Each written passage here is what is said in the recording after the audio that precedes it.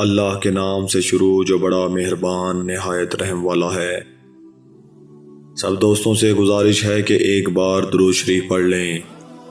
حضرت ابو ہریرہ رضی اللہ تعالیٰ عنہ سے روایت ہے کہ رسول اللہ صلی اللہ علیہ وآلہ وسلم نے فرمایا، جس نے مجھ پر ایک بار درود بھیجا اللہ تعالیٰ اس پر 10 بار رحمت نازل فرمائے گا۔ حدیث صحیح مسلم۔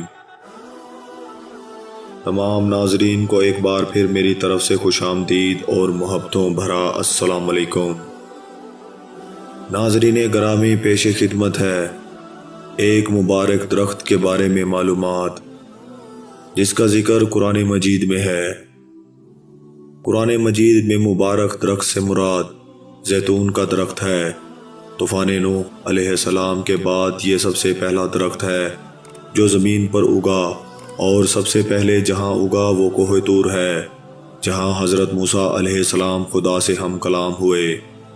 زیتون کے درخت کی عمر بہت زیادہ ہوتی ہے، یہاں تک کہ بعض عالموں نے فرمایا کہ 3000 برس تک یہ درخت باقی رہتا ہے۔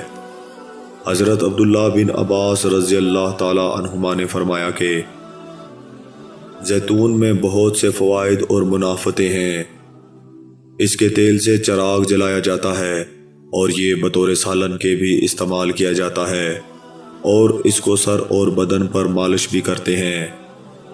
یہ چمڑے کی دباغت میں بھی کام آتا ہے اور اس سے آگ بھی جلاتے ہیں، اور اس کا کوئی جزو بھی بیکار نہیں، یہاں تک کہ اس کی راکھ سے ریشم دھو کر صاف کیا جاتا ہے، اور یہ حضرات الانبیاء علیہ السلام کے مکانوں اور مقدس زمینوں میں اگتا ہے، اور اس کے لیے 70 انبیاء کرام نے برکت کی دعائیں مانگی ہیں، یہاں تک کہ حضرت ابراہیم علیہ السلام اور حضور خاتم النبیین صلی اللہ علیہ وآلہ وسلم کی مقدس دعاؤں سے بھی یہ درخت سرفراز ہوا ہے۔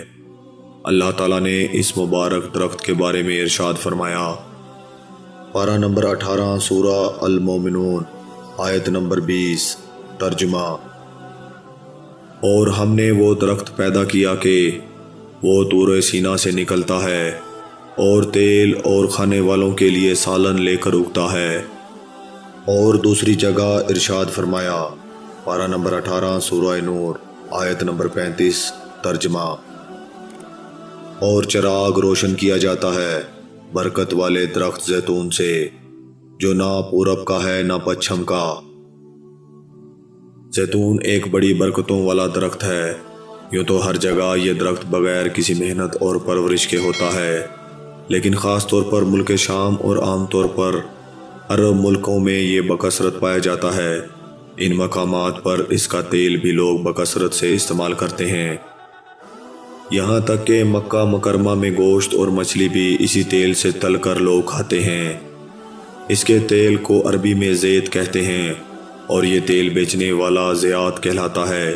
اگر مل سکے تو مسلمانوں کو چاہیے کہ تبرکن اس کا استعمال کریں، کیونکہ قرآن میں اس کو مبارک درخت فرمایا گیا ہے، اور 70 انبیاء کرام نے اس میں برکت کے لیے دعا فرمائی ہیں، لہٰذا اس کے بابرکت ہونے میں کوئی شک و شبہ نہیں، اور جب بابرکت چیز ہے تو اس میں یقیناً فائد و منافع بھی بہت زیادہ ہوں گے۔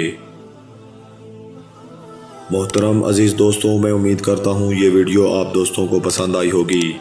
ویڈیو پسند آ جائے تو لائک اور شیئر ضرور کر دیجیے گا، اور آنے والی نئی ویڈیو کے لیے ہمارے چینل کو سبسکرائب کر دیں، ساتھ میں موجود گھنٹی کے بٹن کو ضرور دبا دیں تاکہ ہماری ہر نئی آنے والی ویڈیو سب سے پہلے آپ تک پہنچ سکے۔ مجھے دیجیے اجازت، دعاؤں میں یاد رکھیے گا۔ اللہ حافظ۔